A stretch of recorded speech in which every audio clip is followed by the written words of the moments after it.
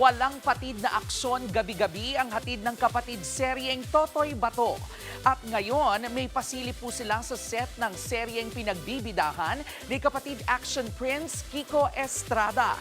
At live mula po sa Antipolo City, nasa frontline ng balitang yan, si MJ Marfori. MJ, may bago bang pasabog tayong aabangan sa Totoy Bato?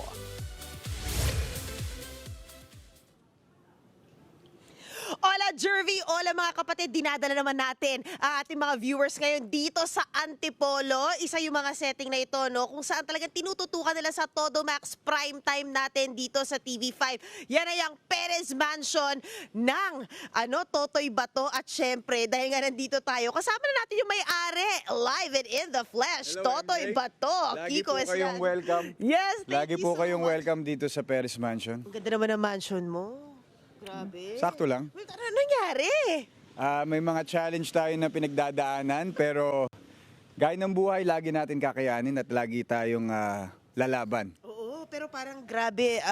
What happened here? I heard you had a challenging scene with Opo, Miss it's, Claudine.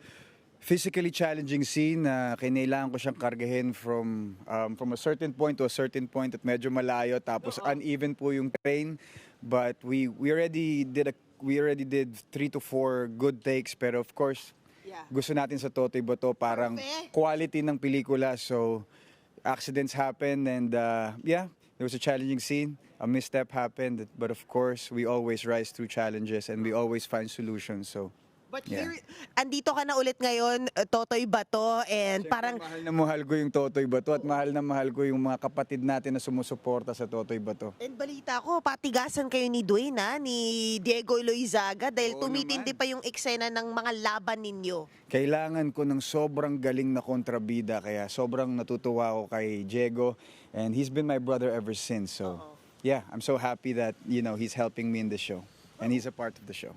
What's been happening? I heard bukas parang tonight, syempre, after nitong Frontline Pilipinas, sobrang dami pang mga mangyayari. Si Diamond, ano na ba nangyari kay Diamond, Miss Claudine Barreto? Of course, wow, the superstar that she is. Grabe yung aura niya pagdating sa set eh.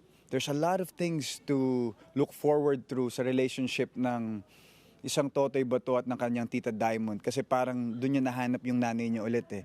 And Ate Clau has been a mother figure in my life ever since she entered the show. So I'm so blessed.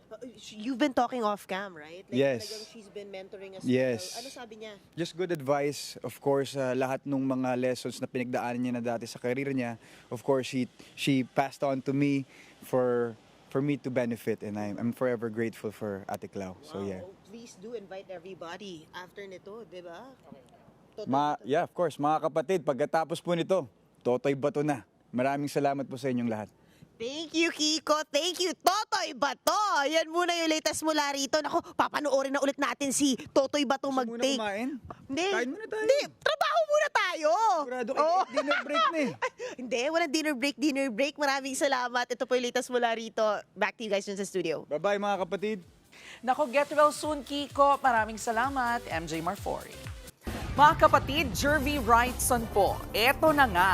Para sa latest showbiz news at iba pang K-alaman, mag-follow at mag-subscribe na sa social media pages ng News 5.